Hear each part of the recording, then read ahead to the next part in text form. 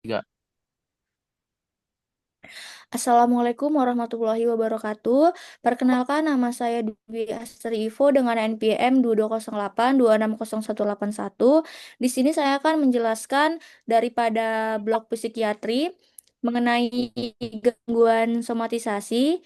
Jadi dimulai dari definisinya terlebih dahulu. Menurut PPDGJ 3 menjelaskan kalau gangguan somatisasi dia masuk ke F45 itu sebagai keluhan fisik berulang banyak dan berlangsung lama tanpa dasar organik yang memadai serta menuntut pemeriksaan medis yang berulang.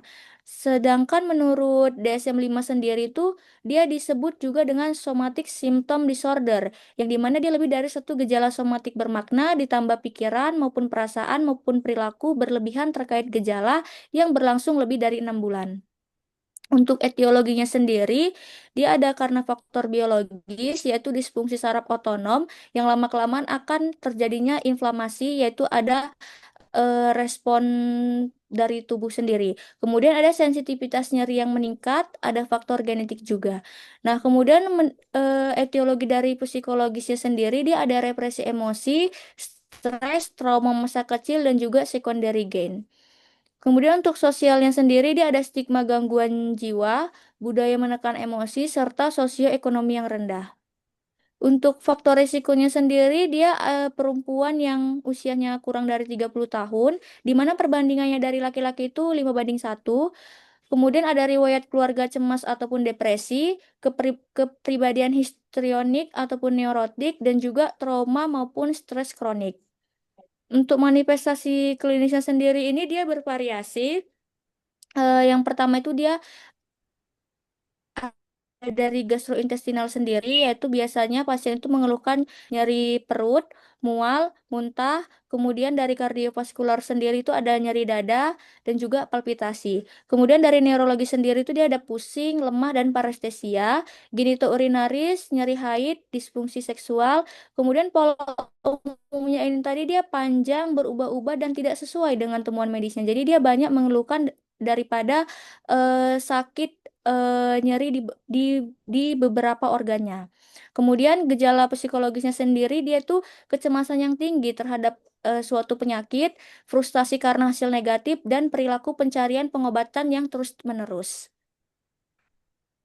Nah, untuk kriteria diagnosis dari PPDGJ gangguan somatisasi ini tadi dia yang pertama itu dia banyak keluhan gejala somatik yang bervariasi dan telah berlangsung sekurang-kurangnya 2 tahun. Dan dia itu tidak ditemukan kelainan fisik yang dapat menjelaskan gejala secara memadai. Kemudian pasien menolak penjelasan medis dan terus mencari pengobatan baru. Kemudian bila terdapat kelainan fisik, keluhan dan kecemasan pasien jauh melebihi beratnya penyakit dan biasanya dimulai sebelum usia 30 tahun dan sering disertai dengan gangguan depresi maupun cemas.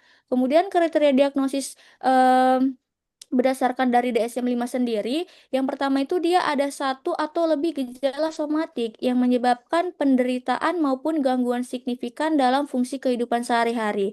Kemudian adanya pikiran, perasaan, maupun perilaku yang berlebihan terkait dengan gejala kesehatannya dengan minimal satu di antara berikut, yaitu dia ada pikiran yang tidak proporsional mengenai keseriusan gejalanya, kemudian ada kecemasan yang tinggi terhadap kesehatan maupun gejalanya. Kemudian ada waktu dan energinya itu berlebihan dicurahkan untuk gejala ataupun kekhawatiran dari gejalanya tadi. Kemudian ada meskipun gejalanya dapat berubah-ubah, keadaannya itu dia simptomatis. Jadi dia persisten lebih dari 6 bulan.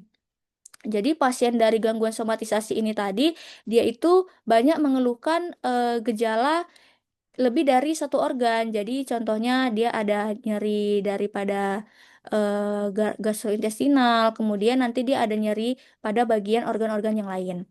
Nah, untuk tata laksana sendiri dia itu biasanya di tata laksananya hanya satu dokter saja, jadi dokter tetap agar si pasien ini tadi dia nggak punya eh, tidak punya kesempatan untuk membicarakan daripada gangguan somatisasinya ini tadi. Jadi dia nggak oversharing kali tentang tentang keluhannya. Kemudian hindari pemeriksaan berulang. Kemudian untuk psikoterapi sendiri, yang pertama itu kita lakukan CBT yang utama, kemudian terapi suportif.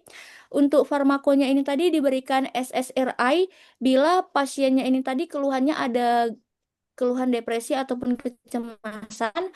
Kemudian untuk sosialnya ini tadi kita edukasi juga keluarganya dan dukungan keluarga. Ini untuk referensi yang saya gunakan. Mungkin itu saja yang dapat saya sampaikan. Lebih dan kurangnya saya mohon maaf. Terima kasih. Wassalamualaikum warahmatullahi wabarakatuh.